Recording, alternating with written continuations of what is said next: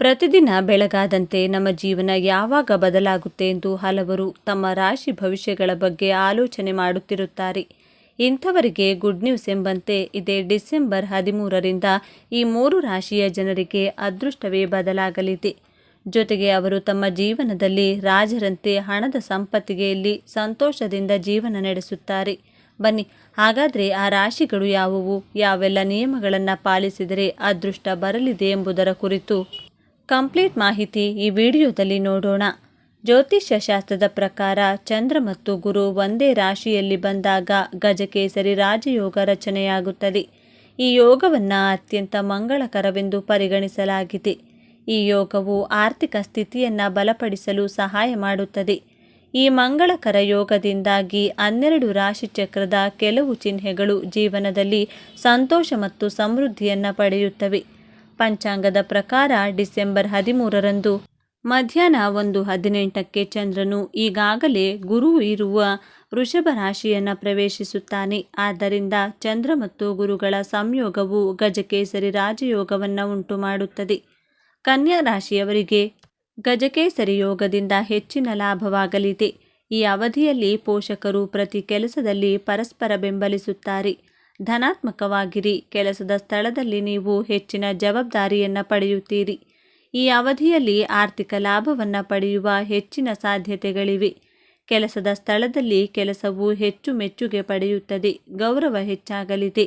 ವೈವಾಹಿಕ ಜೀವನದಲ್ಲಿ ಉದ್ವಿಗ್ನತೆ ದೂರವಾಗುವುದು. ನೀವು ಭೌತಿಕ ಸೌಕರ್ಯಗಳನ್ನು ಪಡೆಯುತ್ತೀರಿ.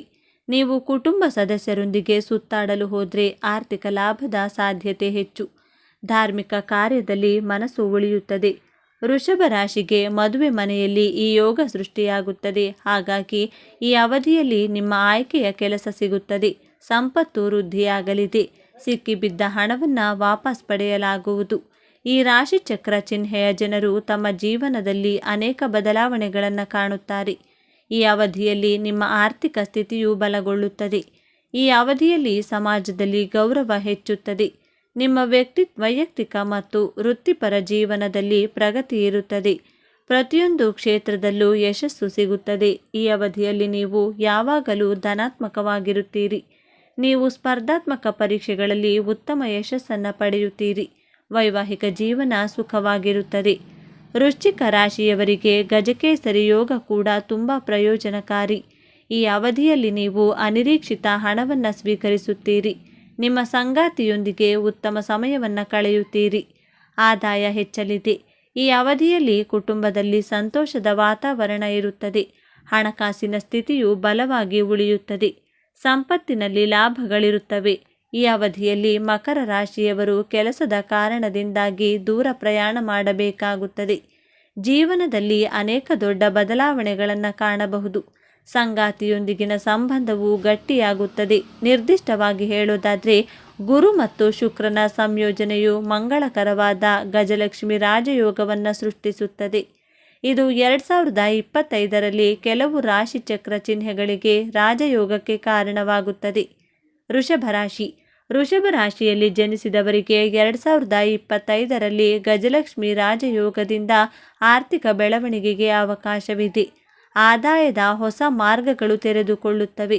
ಗುರು ಮತ್ತು ಶುಕ್ರನ ಸಂಯೋಗವು ವೃತ್ತಿಪರರಿಗೆ ಬಡ್ತಿ ಮತ್ತು ಸಂಬಳದ ಹೆಚ್ಚಳವನ್ನು ನೀಡುತ್ತದೆ. ಅಲ್ಲದೆ ವ್ಯಾಪಾರಸ್ಥರಿಗೂ ಭಾರೀ ಲಾಭವಾಗಲಿದೆ. ತುಲಾ ರಾಶಿ.